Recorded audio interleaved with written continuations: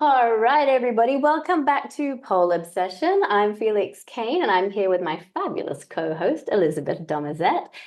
We just want to take a moment to say a huge thank you to all our OG listeners and everyone new who's joined us. We've been blown away by the amazing feedback, and we are so happy that you're loving the show. We're loving doing it. We see the messages, we see your shares, your support, and it means so much to us. Yay, thank you so much. Today we have a really exciting episode up ahead. We're joined by a true icon in the pole community. He's a social media star, an incredible pole influencer and performer who somehow manages to make everything look completely effortless. It's Mr. Dan Rosen. Hi. And are people going to be able to see me, by the way, or can I just like slouch out and like are people going to be watching me? Because I'm like, guys, you don't want to see me right now. This is like 9:30 a.m. You don't want to see this mess right now. So I'm praying they can't see me. We can see you. Okay, No, I'm presentable now. we have the juxtaposition because Elle is like super polished and I'm a slob. So you can go anywhere in between, you know? It's a I free. know Elizabeth has got like professional lighting on. Look at this, I know she's amazing. got It's a just ring like fucking light and I've got blinds. Okay, guys, my ring light is from Kmart. It's not that fancy. it's still a ring light. It's Got a still a ring. ring light. Yeah, because I'm twice as old as everyone else, so I need the I've ring got light. the That's top. what I say. Let me have my ring And light. She always looks so I good. just want to say, by the way, thanks for calling me a star, Felix. And I just want to say as well that this is like kind of like a full circle moment for me. Well, kind of actually, even before this was a full circle moment, because you remember when I came to yours to teach workshops, this was pre-COVID. And I remember saying to all my friends, I was like, this is really fucking weird because like I'm teaching workshops at Felix Gaines Studio. I was like, when I was a baby polar, I remember you were like one of the first workshops I went to, and I was like, what the hell is happening? This is so weird. So thanks, So guys, for having me sweet. on your podcast. This is just such an honor. Oh my gosh, thank you so much. And thank you for again pointing out how old I am. Lol. Did It's you see my comments, by the way, on your post? It keeps getting loads of likes. You talk about at how old you are. the very top. It's The so very- funny because like that I keep getting notifications that someone says like your comment on Felix Kane's post. So for anyone who's listening to this, Felix posted this cute little video like, oh, I'm just gonna do a check-in on my flexibility. I've lost a lot of flexibility since having my kids, blah blah blah. So I'm just gonna do like a warm-up split, and she gets a fucking chair and does a cold split on a chair. I'm like, oh sure, quick check-in. Listen, bitch, I can barely do like a 2 block oversplit on a good day, and you're doing a freezing cold on a chair. I'm like, wow, okay, so you're doing just fine, I think. I mean, I'm flexible. That's I've got that. We know that. It's that's who I am. But I've also been training that for a really long time. And that is me at my probably most unflexible for a really long time. So it's all a scale though, isn't it? You know, like even though to Yeah, me it feels awful, like it looks great and it looks unachievable to a lot, but it's just where you are in the scale. So sorry. right. Sorry, I'm flexible. Sorry, I'm flexible. Sorry, guys. And going back to my question, back to me, where did we do our first workshop together? It was at oh actually, oh god, this might get a little bit dark because I don't even know if you've been told about this. I think Do you I remember a have. place called Taylor's Of Retreat? course I do. Yeah, Benji's old And place. have you Yeah, I have you did. heard? I heard about his So passing. sad. Yeah, yeah, it was Yeah, so he sad. passed away. Really, really sad. Like tragic accident. And yeah, so obviously Taylor's Retreat doesn't exist. Well, Taylor's Retreat actually, even before he passed away, it didn't exist because he actually turned it into his house. He's Oh, just if anyone who ever met Ben, who owned Taylor's Retreat, it was this really cool barn. He owned a farm. He converted it into one of the first like best like UK pole studio, and everyone would go there to like jam and stuff because it had like it had 12 poles or it something. had It was like one of the wonderful biggest heating. studios. The It heating, had floor it heating, had yeah. wonderful heating. It was so It lovely. was It was amazing. beautiful But paddock. There were emus and horses, and it was so yeah, it was lovely. And yeah, I have so many fond memories from there. But yeah, he eventually like ended up converting it into like his like an extension to his house. And And then obviously he passed away, so I assume it's probably been sold now. So yeah, sad times. It is sad. It is so sad when and I think the longer you're in the industry, the more people you lose, which is tragic, you know. But not even like losing them to death, like actually like losing like so many people that sometimes people will mention other people's names and they'll be like, oh my God, yeah, like what happened to them? Like they just slowly like stop posting and then they stop teaching and then maybe they just go in a different direction. And then I think, oh, they're so lucky. Yeah. Why can't I do that? Why am I still fucking here?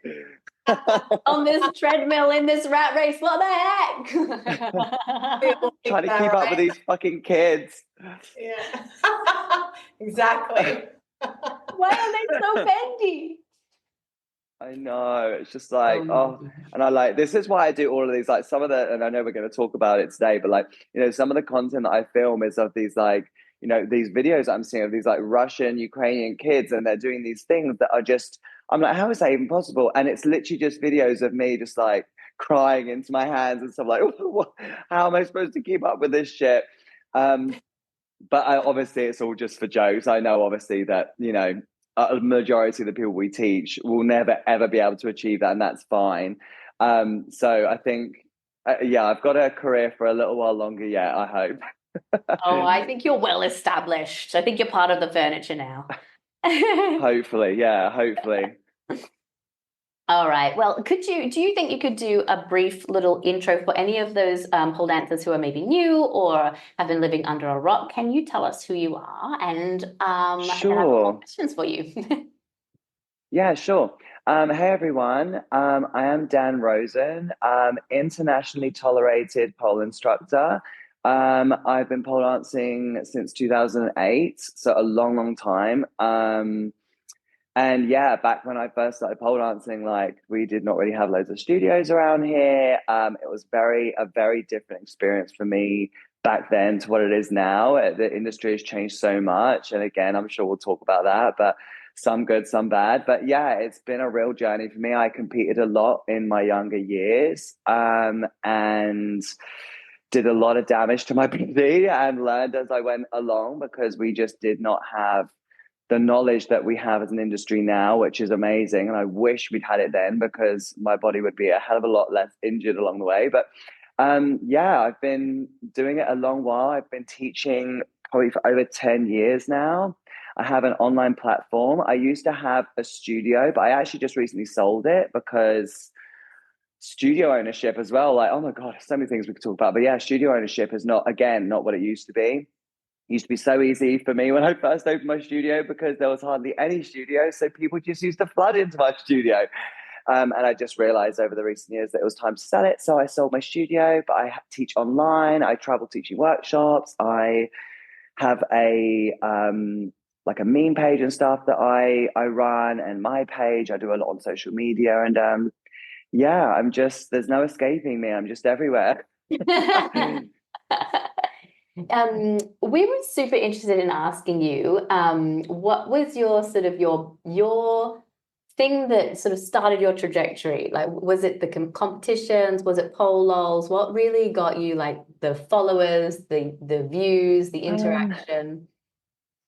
I mean, I think at first, so, and I always say this to people, like that nowadays people build their careers on social media. People don't build their careers in competitions. And I know a lot of people actually disagree with me on that, but it's so the truth. Like there are people now who have built careers and they have never competed.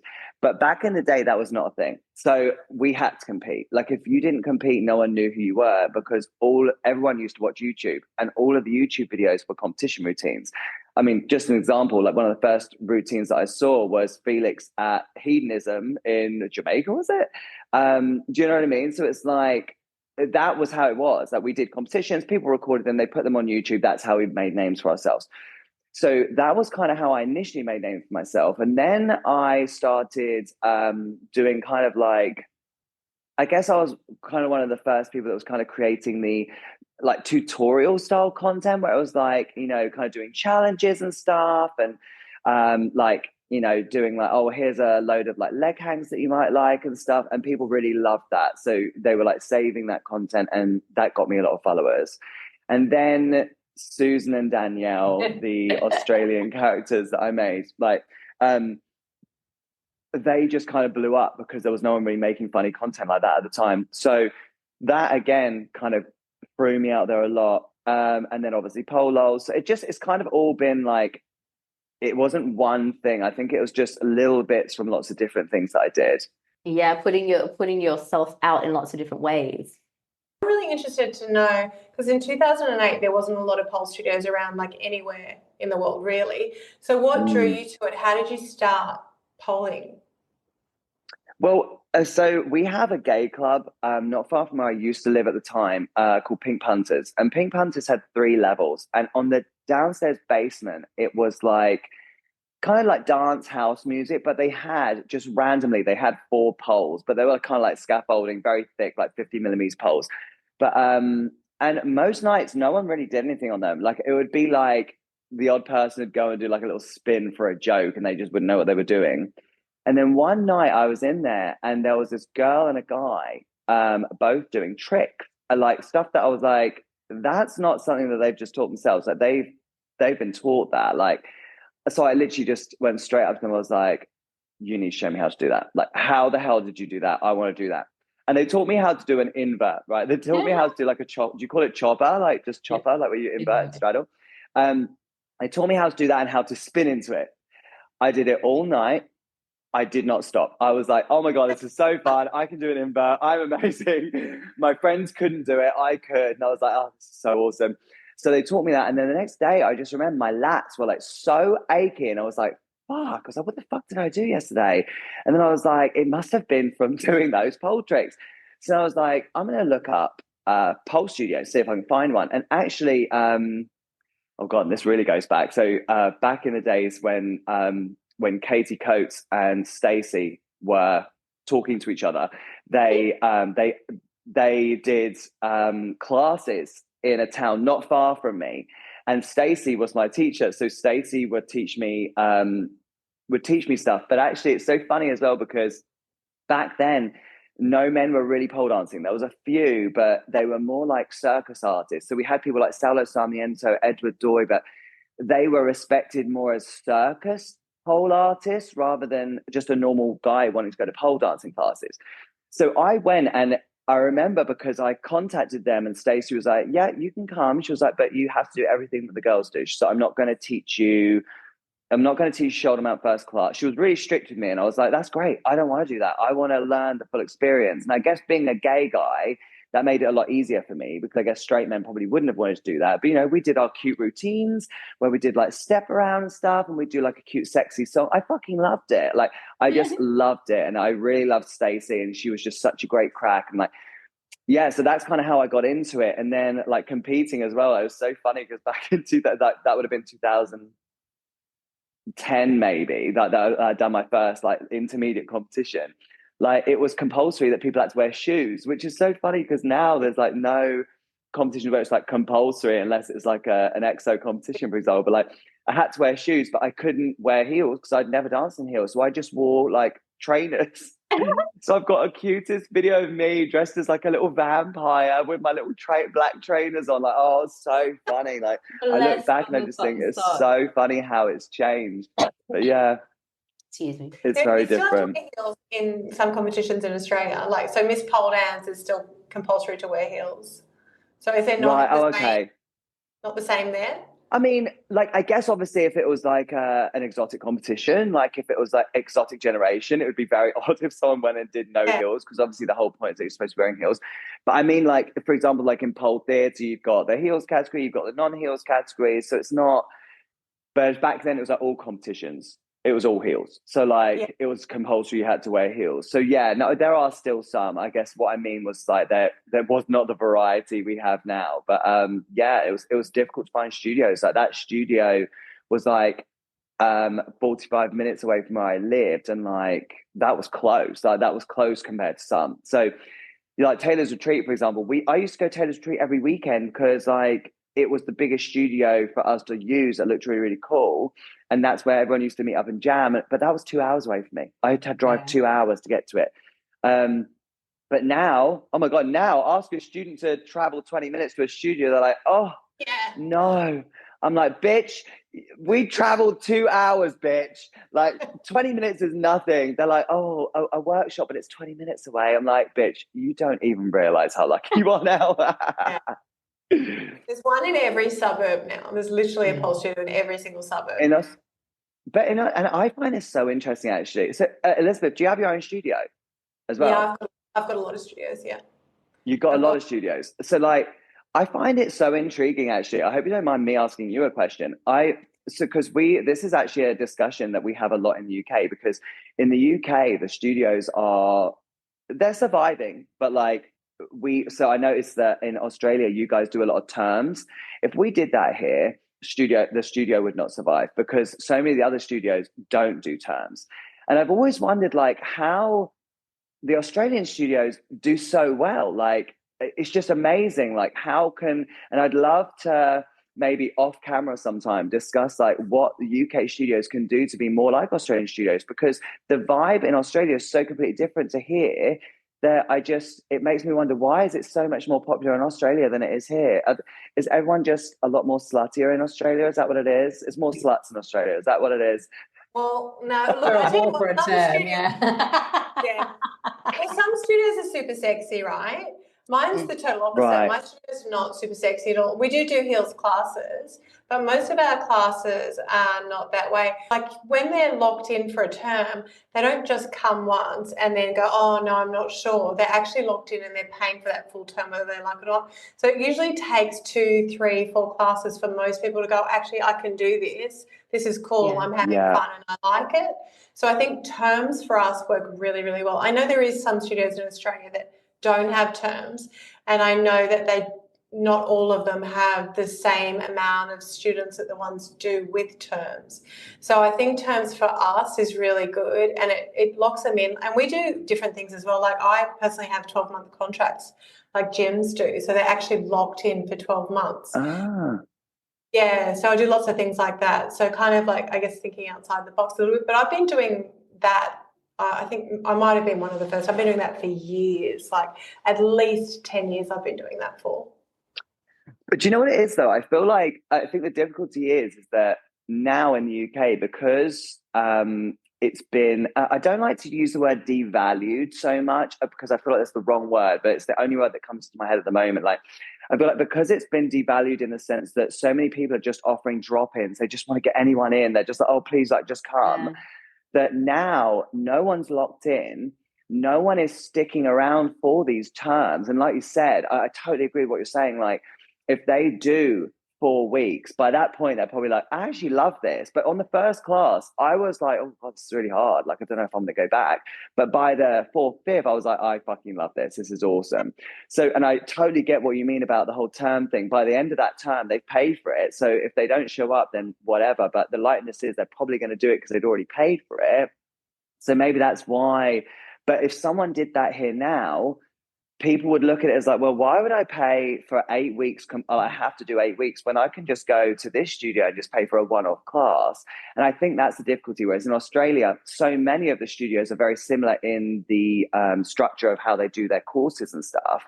I wonder if that's maybe it. Sorry, I feel like this is a really boring subject. I'm sorry if this is boring.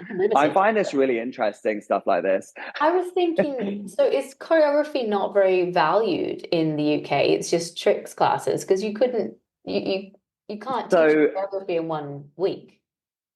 So this is the funny thing. Like, and again, in Europe, it's very different to Australia. Like, you guys do like a term where you learn a choreo and you do that choreo at the end, and then you have like, some of them have like the what do you call it? Not a showcase. It's like where they like perform their like a little showcase at the end of a term, whatever. Yeah, a show week we normally call it. So at the end of like the 8 weeks, show week. Yeah.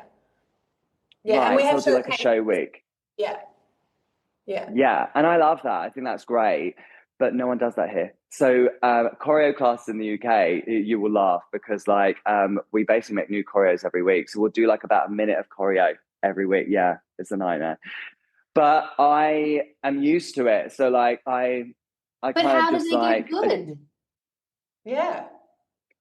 well, I mean, I guess, well, this is the thing. And do you know what? This is actually, again, another really interesting subject. I always say to people, I'm like, if you want endurance, like an Australian pole dancer, you need to be doing longer periods of choreography. This is why the Australians are so fit, is because they do terms and they learn a longer period of Yeah. choreography.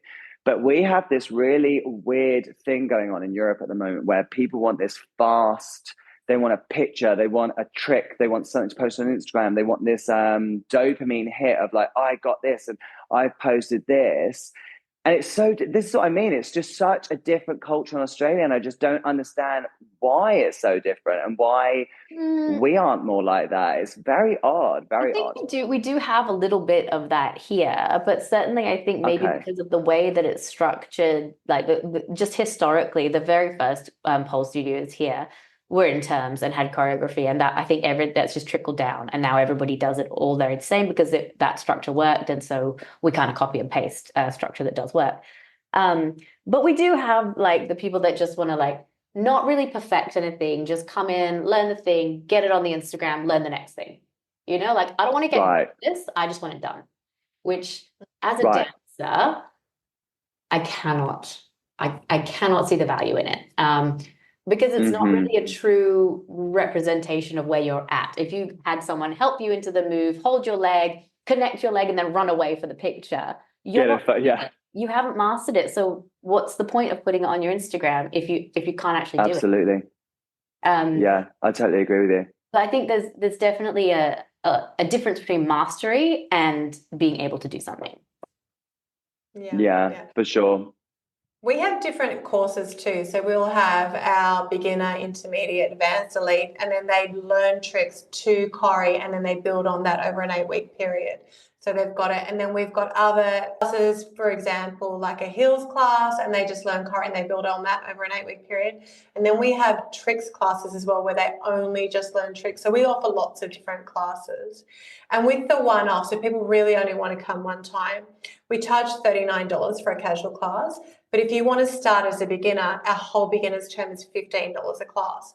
So when they add that up and they're like, I could get, Right. like half class compared to one class if I only come once, a lot of them will sign up for the term just to get it at that price. And then once they've signed up for the term, most of them love it and stay. I do the same. Yeah. I do the thing. I price point my drop-ins much higher than my login. I think I do it slightly different where I have memberships where you can get like 2 classes a week, 3 classes a week, 4 classes a week, 5 classes a week. And the more classes, the less the cost of the The class. less you pay per class. Yeah, Yeah, exactly. sure. Yeah, and like we do that as well. It's just people, it's just that whole thing of like the structure of the classes is so different here. But yeah, I love the Aussie way personally. Another thing, I wonder what your vibe is on this, because I don't know what the financial situation for Australia is at the moment, but economically in the UK, we're not doing great. With like change of government and stuff, and just the financial crisis here, like people don't have as much money, and it's that whole thing of like they wouldn't have 8 weeks worth of pole class money up front. So do your guys, they pay for 8 weeks up front, or do they pay it monthly? Mine's week by week. Yeah, mine's weekly. So they don't have to pay the full amount up front, but they're in a contracted payment plan and they pay like $15 a week, which is extremely affordable for most people. Okay, so they don't pay it up front. Okay. They can, because I was like, how the hell it... Okay, I get it. Because I was like, how the hell do they afford that? That's amazing. Yeah. No, week by week. Interesting. I find stuff like that. Sorry, we can move on. But you know, when you're just like, I find like when you speak to, because I used to obviously own a studio, when you speak to other studio owners, especially in other countries, I find it super interesting to see how it works in other countries, because it's so different country to country. And I find that whole culture of how pole works in different countries so interesting, because it is so completely different. It's like even with workshops, like some countries are super workshop eccentric, and then other countries are not really into workshops. And I find that really interesting as well. So, but I guess that's probably more interesting for like businessy pole dancers like us who have owned businesses or owned studios. But if you're just a poler listening to it, sorry if that was boring. Sorry if we bored you, but we liked it. But we enjoyed it. But at least But also, hopefully it gave them an if you're a pole insight into how it dancer, works. if you are a pole dancer who's moving overseas, maybe this is, valuable information because you might not be able to find exactly the same thing where you're going. I know a lot of people that have gone from Australia to England and vice versa. And yeah, you can't find the same thing because the culture is so different. Yeah. Oh my God, when Aussies come to the UK, they're like, what the fuck is this? In fact, was it a girl called Gracie, I think, came to the UK? And I remember thinking this must be such a culture shock for her. It's just so different. It's so completely different. I don't know that I like it, but it works for us, I guess. And we get by that way. But I just don't know that as a business model, it's sustainable. And I think that's why a lot of the studios do sometimes struggle because they're not building a sustainable business model for themselves by having these contracts, like 12-month contracts and stuff, and enforcing them. Do you know what I mean? Like, I think there's going to come a point though, and I think we're at this, and I don't know what it's like in Australia. I think we're at this turning point with, especially with businesses, where so many studios have opened now that now what's happening is many are closing down. It's now becoming survival of the fittest, which is kind of sad because some of the studios that aren't surviving are studios that have been around for years and years, and they aren't owned by business people. They're owned by passionate polers. Mm-mm. But we're at a stage now where this is a business now. This is an industry. If you are not running a business, honey, you ain't going to survive. I know that passion for pole is super important, but actually some of the best studios now in the UK are run by business people, which people don't like, but it's the truth. Like it's just how business works, right? It is a business, yeah. And at the end of the day, like you say, Right. our industry is so much more mature now. Like you do need that skill set to be able to, to be ahead.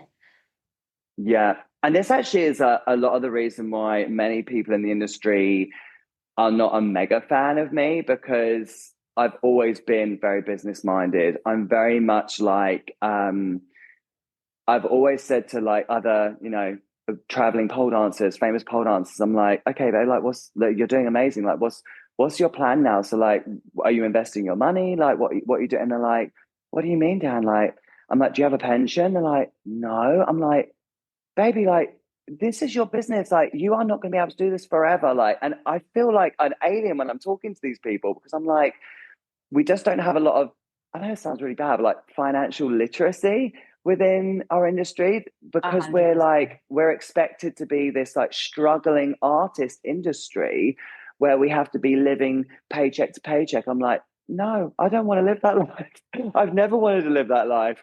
No, And thank at you. first I was like, I'm going to have to find a rich husband because pole is never going to pay my bills. And now I'm like, actually, if you do it the right way, yes, it can pay your bills. And why shouldn't it? And why should people hate on people that do you get that actually? Elizabeth, how many studios do you have? You said you have quite a few. No, I don't get it so much. I think in the beginning, I think you needed to tell people, oh no, we don't make any money. We're not doing any well. But then every time I Uh-huh. opened up a studio, people would be like, well, they must be doing all right if she keeps on opening studios. So, I mean, I think now people realize it is a business and we've turned it into a business. So from the very first studio I opened, the very first studio I opened was like really big. It was like, I don't know, 300 square meters. I've got one now that's gigantic. It's like 650 square meters. I don't know if you guys do square meters, Whoa. but yeah, it's really big. And I've got Melbourne and Canberra, so different states as well, that I own.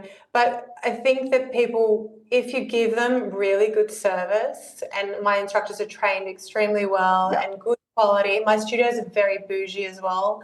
Like we serve T2 after class. Mm. We have perfumes in the studios, all like makeup artists, Love. really fancy things. So I think you've What's the like studio called? Aerial Pole Academy. Aerial Pole Academy. Love it. I'm going to go and look it up. I want to see this Yeah, bougie place. yeah, It's they're very bougie.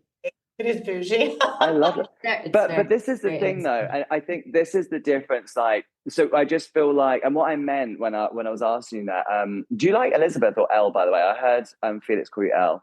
Yeah, most people call me Elle. Yeah. Elle, okay. But like what I meant was like, do you ever get that whole like people are like, oh, she's just about the money, like she just wants more money or whatever. Like, and that's very much an attitude that we have here. And it's very much like, yeah, what's wrong with that? And I'm like, what's wrong with that? And people are like, yeah, but I it's get just it it's all the time. exploitative. No, it's not. No, I it's get it not. all the It's time. a Yeah. fucking business. But Why also do you like care so long as you're being provided a good service? I wouldn't Yeah. care. If you've just bought a new car, I'm fucking happy for you. Like, I'm so happy for you, like, because your business is thriving. But someone buys a new car here and people are like, oh, she's doing well. I remember, and actually, this is a funny story. I remember I did a barbecue at I bought a house and I took all of my students to my house and we did a barbecue at my house. It was a cute little house, like not this house, it was a different one. And I took them to my house and one of my students said, and she didn't mean it in a nasty way. I knew exactly what she meant, and she was just joking. She said to me, she went, I wonder how many of these bricks I own, Dan. And I just thought, honey, you have no fucking clue. You probably don't even own one of these bricks. You probably didn't even pay for one of them. Like I think students think that this money they're paying you every month is enough to have bought you a whole house. I'm like, oh, baby, you don't even realize, like, my workshops probably paid for that house. The studio probably did not pay for the house. Do you know what I mean? But it's, people feel like sometimes that they've given you something, like, oh, like, you know, oh, they're doing well, I'm obviously paying them too much. It's like, what a weird mentality to have. It's so weird. And they wouldn't think that in a gym. They wouldn't think that in a Pilates studio. No. They wouldn't think that anywhere else. So I think it's changed a little bit in Australia. It definitely was like that years ago. But I think now that there's some really big studios here, they can actually see it's a business. So I think that kind of changed the mindset. But, you know, like, I run a lot of competitions, like an incredible amount of competitions every single year, and we don't make money out of that. We definitely don't make money. That's a love project. That is. That's been a love project for years. So there is certain things that we don't make money out of as well. But I think that when you're going into a studio now, you can see it's a fitness class and you've got to pay the rent, you've got to pay the electricity, you've got to pay the internet, all these sort of things that, you know, go along with it. So I think it's less so now. Do you find that, Felix? I think a lot of people just don't like me. Oh. I think a lot of people just don't What? like me. I know, I don't know what it is, but I get a lot of In Australia? Because I feel like in Europe, you're very much like a beloved, like everyone loves so let Felix me tell Kane. But I only get this feeling in the city that I live in Perth, that when I go to Sydney, when I go to Canberra, when I go to anywhere else, I get a very different reception than in my home. and because you run a business, I'm a very greedy, money hungry person, according to a lot of people here. A lot of people don't like me here. I don't know why. I think it's tall poppy syndrome sometimes. So in Australia, because we have that mentality that's tall poppy syndrome. So I think even for me, Canberra is very much what Felix gets. That's what I get in Canberra, because my studios are by far the biggest.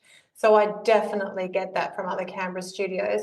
But in Melbourne, I'm the small fish in a big pond. So everyone loves me here. I go to lunch with all the other studio owners constantly. I love it. So it's really dependent on where you are. Yeah, I think jealousy is definitely. It's funny as well because I don't get lots of the Australian gossip, but running pole lulls, and we can come on to that in a second because I know it was on your list to talk about. But like, we used to do like Tuesday Topic, which caused a lot of drama. I don't do it anymore. But like, one of the topics that came up a couple of times, and I've spoken to her about it, so I don't mind talking about it on here, was Christy Sellers, because obviously she runs a franchise and stuff. And I know a lot of people have their gripes about that. And I'm just like, yeah, but it's just, she's a businesswoman. Like, why? I don't understand why people have any hate towards it. I mean, don't wrong, you might not like it. That's okay. Like, if you don't like that sort of business mentality, you don't have to be. But, you know, I feel like some people, I think they'll wish they had been like that when they get to their, you know, 50s and they're not able to really teach as much anymore. And they kind of wish they had gone that route. And, you know, I find what she does really inspiring. I think the way she runs her business and stuff, and, you know, the same for you, Elle, the way you've got these multiple studios. See, in the UK, and again, just differences of how businesses work, running franchises and having loads of different studios, it doesn't work here so much because we have this really weird thing in Europe, I'd say, where it's like, you open a studio, you train a load of instructors, those instructors feel like they're being undervalued because now they're winning competitions and they're amazing. And they're like, well, I'm basically running this studio, so I'm going to go and run my own studio. They set up their own studio. They realize, fuck, this is actually really hard to run a studio. They go down in level because they're now a studio owner. They train some other instructors. Those instructors become really, really good. Those instructors feel like they're being undervalued, so they go and set up a studio. And it's this vicious cycle that we go through. And that's why I was saying we've got so many studios here now that now only the best ones are surviving because there's just so many of them. But I don't know, it doesn't seem like that happens so much in Australia. It doesn't, I don't see that as much, but does it happen or? Oh yeah, studios close down all the time. Yeah. Oh, Studios it does? definitely Oh, close okay. all the time. And I think it's very similar. Like we have a lot of people who love it and they'll open a studio, or older studios get pushed out because they're not pivoting, they're not keeping up with their times, they're not changing, you know, the look and the feel of their studio. They come to a point where they've done it for so long and they're like, I don't want to do advertising anymore. I don't want to have to keep changing, and then they just go. So that really happens if you are not keeping up with the Joneses, but even surpassing that. Like when people copy me, I'm like, it's fine because I'm already 5 steps in front of you. I've made my next move, you know? So Yeah, it if would you be silly not to. If you're doing something that works, it would be silly not to move with the times. yeah, you've got to be Right. creative. You've got to pivot if you need to pivot. You've got to always constantly, and it's exhausting, but you've got to come up with new ways to get students. You've got to make the students that you've got love what they're doing. And if they're not, you know, change it up to give them something fresh. So the studio owners that don't do that and don't keep creating and reinventing and doing great things, it's hard to survive. It's hard to It's survive. also really hard work. Elle, Wow. what's your background, Elle? Like, I'm getting like, I know I've only met you today, but like, I'm getting like boss bitch vibes. I'm getting businesswoman vibes. Like, where is this from? Did you own a business that was non-pole related before or something? Or So before I opened so I was a national account director for a very big telco in Australia, and I was one of 3 women that held my position in the country. So I did that right. before I had my 3 children and discovered pole. But I was always like a manager of some sort. So yeah. Yeah, I can get that vibe from you. I don't know why, like I just get that managerial vibe. I love Thanks. Not everyone. People either love it or they hate it. There's not much in between. Of course. Oh, well, I love it, Elle. Thanks, mate. Yeah, I love it too. I love that too. Like, it's really funny actually, like how, but I feel like I love that now. And it's really funny because you guys must know Justine McLucas. And Justine is like quite well known for, her Echo the Pole franchise and her camps and stuff. And when I first met Justine, she had a studio in London. I remember being quite new to it and being like, oh, like, like she's really like strict on like cancellation policies and stuff. And I was like, God, why is she so like harsh and stuff? And now I'm like, wow, like, I totally see why she was doing that because I've owned a business since. But in that moment, you're like, why are you so strict? Like, why won't you let me off on this one occasion? And now I'm like, oh my God, like I can't believe I used to think that way. But that was because I was not in that business brain mentality yet. And now I have so much respect for her and how so organized she is. That's why hers is one of the camps that I go to every year, because I just know when I go to that camp, I'm going to get exactly what it says on that schedule. It's going to be running on time. She takes no shit from anyone. And I like that. I love the structure. So for me, it works really well. But I know there are a lot of people in our industry who are quite independent in that sense. And they don't want to be told what to do. They don't want someone to micromanage them and stuff. But I really admire it now. So yeah, I really love that. But this is the whole thing, like you were saying about, we've got people like Elle who have got that business experience. They're now running businesses at a business level against studio owners who opened a studio because they just loved pole and they had nowhere to train. And it's like you said, it is sad to see them being pushed out of the industry. But at the same time, you've got to keep up with the Joneses, haven't you? So it's like, yeah, it's a tough one. Yeah. But I think that people, people can either get intimidated or they can get moving. Do you know what I mean? Like if you look to a competitive business and hate on them because they're doing better than you, that's on you. If you look to a competitor and get inspired, you can go, oh, she's doing that. She's kicking ass. Love the way she's doing that. Wicked. I'm going to take inspiration. I want to be like that. Not I hate that because I'm not that. I want to be like. We should be approaching people like that and being like, hey, like, would you coach me? Like, I would love to level up my business. Like, do you offer coaching? Because I need this. Like, otherwise my business isn't going to survive. But actually what they tend to do is they take it as a threat. And I can see it now as completely opposite. Like, if I was like struggling, I'd be like, right, who's doing this really well? Who can I contact? Who might be able to help me? Like, but it's just different mentalities, isn't it, I guess? We do that here. So the really big studios, I mean, Felix and I both speak to them, and I will like message them. Like when I, open a new studio somewhere I haven't been in that town, I'll ring up the studio owner that owns the most studios, and I'll, get information from her, and we always give each other tips and ideas. So a lot of us that do own the bigger studios, we've been doing that for years, helping each other out. I love that. Yeah, helping each other, because the more the industry thrives, the more we all thrive. Do you know what I mean? Right. It's not like one student is going to choose either my studio or L's studio. Like, we're not even in the same state. Like, we all thrive if we all look after each other. Yeah.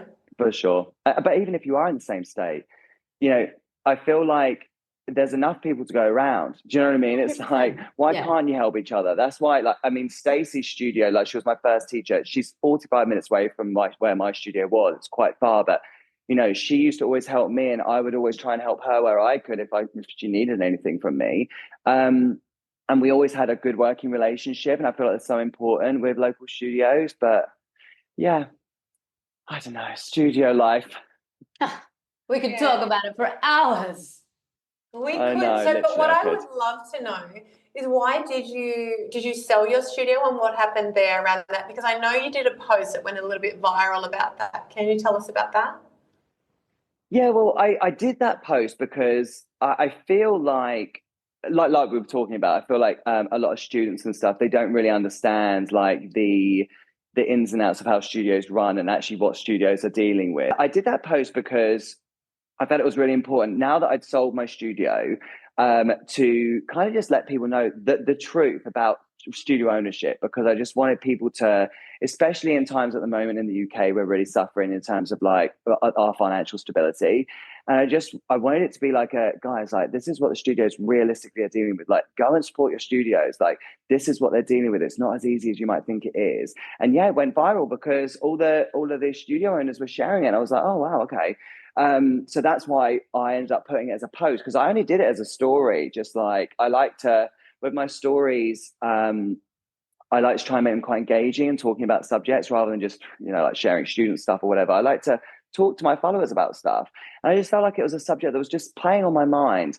And the reason I sold my studio is because the truth is that when I set up my studio, and I say this to everyone, so if you've listened to me talk about studios before, you will have heard me say this, but I set up my studio, just this small little room inside a community centre that we had locally in my area. And they let us convert it into a studio. And, I used to put like a £10 boost on a post on Facebook, and I'd get like 100 students walk through the door. It was amazing.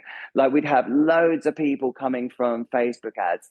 Nowadays, like, I have to put, like, for my online pole school, I spend hundreds a month on adverts, because if you want to get one student now, you've got to spend a lot of money to target those people, because we've got more people in the industry. So everyone's now fighting for those clicks and stuff. Whereas back when I started, I was the only person in Hemel. There was another person, Hemel Hempstead, which is where my studio was. But there was a studio that was like maybe 20 minutes away, but she was kind of doing it just part-time from inside her house.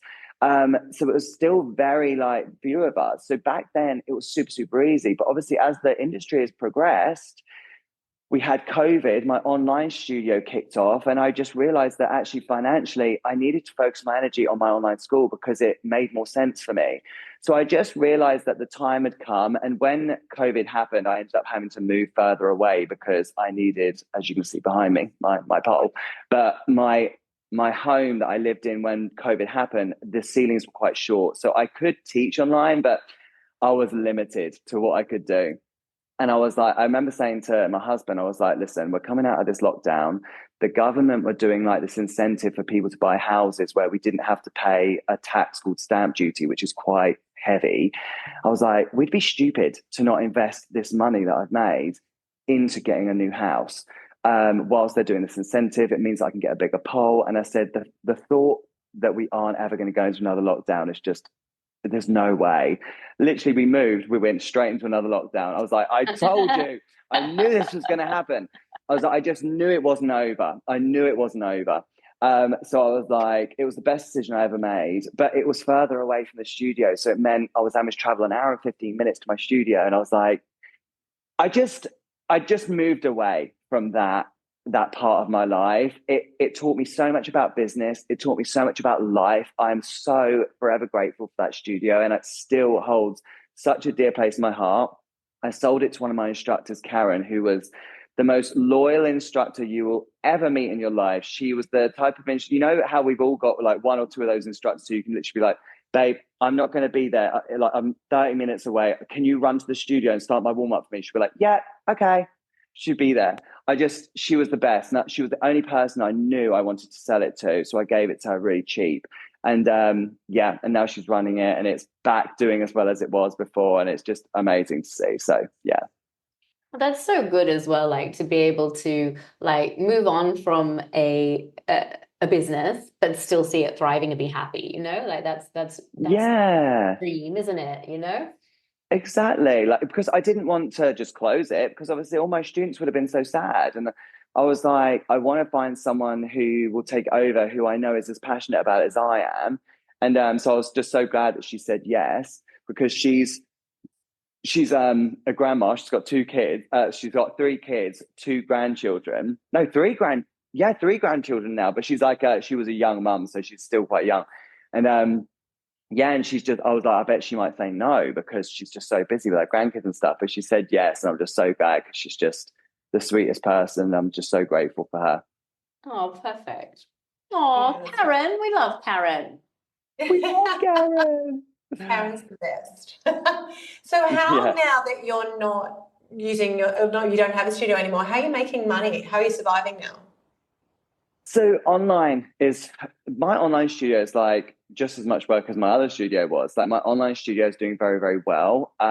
So I'm doing that is like my main income.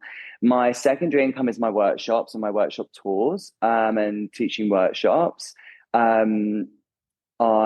own some properties that make money as well. So like me and my husband have got like a few houses that we rent out. So that's like my this is what I was talking about when I was saying like, why aren't pole dancers investing their money and stuff? Like, it really makes me anxious talking to some people about it. But like all of the money that I made during COVID, because it blew up so much, and I did my 31-day challenge and stuff, and then I set up my platform and it just went absolutely crazy. It made so much money that my account was like, you're going to need to do something with this, because otherwise you're just going to get taxed as shit on it. So I was like, oh my God. So I invested it into houses and stuff. And because it was the only thing that I could think that I could really invest it into without having to do loads of work with it, because I was too busy working. So yes, my husband as well, like helped with it. And yeah, I invested my money in some properties. And that's hopefully going to be my retirement plan. Is the plan for me is that, you know, when I'm done with pole and I'm maybe not making as much money from pole anymore, I'll be able to live off of the income from those properties. But yeah, so that's where my money comes from, I guess. And I always say to my husband, I'm like, listen, I'm like, keep getting those promotions, because at some point you're my retirement plan. Like, you're going to be paying the bills, okay? So you better keep getting promoted. Yeah. I mean, I think it is such an important thing to talk about though, because I don't think that especially when you're a young pole dancer, it's not something that you think about. So I think, and also I think our gen is some of the older pole dancers. You know, our industry isn't that Yeah. old. So, you know, we're the ones that have been in it for a long time and you know, hopefully have made wise choices with our money. And we'll be Right. able to, you know, to still make money from pole dancing when our bodies don't work anymore, you know? Right.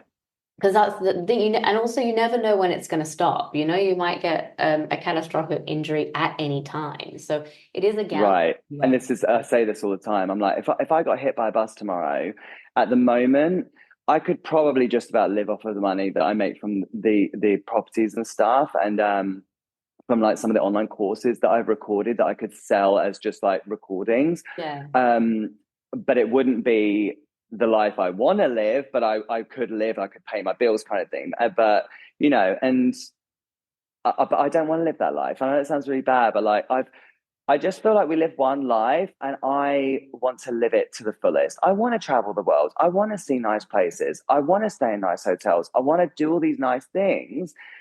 And so I work my ass off for it. I literally work so hard. I'm always working. And I just think like, and that's okay if you don't want to do that, but that's just what I want to do. And yeah, and I know not everyone agrees with that. And I know that's, again, like I said, that's why some people I feel like aren't a mega fan of me because they know I'm very much like I call myself a business polar, you know. So I'm very much focused on making sure I can make a good income from it. And I just, yeah, not everyone likes that, but it works for me, you know. It's smart. I think it's very, very smart. And I think it's inspiring. And I think that people should look at you and go, this is how Dan did it. I'm going to get inspiration from that. And if I want that, instead of being jealous, I'm going to work hard. I'm the same. I never stop working. Felix will tell you. You work so much. She's exactly like you. She's like, I want these, I want this, I want that, I want this. I'm going to make it happen. Yeah. You know? Right. And you do. You both of you like have just love the lives you're living, live the life you want to live, right? Right. And also, yeah, I agree. Different people have different priorities, like, and that's okay. I just don't see why. And like, again, going back to the whole, like, we were, for a long time, it was just this understanding that we had to be struggling artists who were, you know, we didn't really make much money and stuff. And, you know, but this is why also I use my, I don't know what's called it, but like my business acumen, maybe like my money making skills to help others if they need it. Like, because we've got people like, you know, not long ago, we did a fundraiser on polos. I set up a website and stuff for Yvonne Smink. She injured herself. You know, Yvonne is the epitome of the typical artist. She has no interest in money, and I love that for her. It's not my vision. It's not my life. I don't want that, but I love that for her, and I love that she is just so invested in her art. And that's why I'm like, well, do you know what? I'm going to use what I can do for good because I want to make her some money. And I raised her over 20,000 euros. So that was probably the most I've ever raised for someone. I was like, you know, and that meant that she could focus on her recovery and get back to making art, which is what she does best, you know. And you could say, why didn't she have insurance? Why didn't she have all this, blah, blah, blah? Not everyone has that. And I think that's okay. And that's why I don't mind helping people in that situation, because I'm just like, not everyone has that, but I just appreciate everything she does for the industry and the fact that her art is just so unique and amazing that I think using what we do for good is also important. Like, you know, like Elle does with the competition. She doesn't make any money from it, but she knows that she's helping other people. So it's that balance, isn't it? We don't want to be money grabbers, but at the same time, it's good to, if you've got that business acumen to make money, why can't we use it for good as well? Yeah, agreed. And I think really though, the other side of it is I think it can be really inspirational for people to say, hey, there is people in the industry that can make money. Maybe I can do that. So I think that's got to be a big part of it, because you can't, like we've all said, like I'm 52. I cannot keep polling forever. Do you know what I mean? You're 52? Shut up. You do not look 52. And you've got 3 kids, did you say, as well? It's your ring light. The ring light. It's just covering everything. You look amazing for 52. That's fucking insane. Thank you. But yeah, my kids are big. My kids are adults now. I've got like a 21-year-old, a 19-year-old, and a almost 17-year-old. So yeah, they're big. Crazy.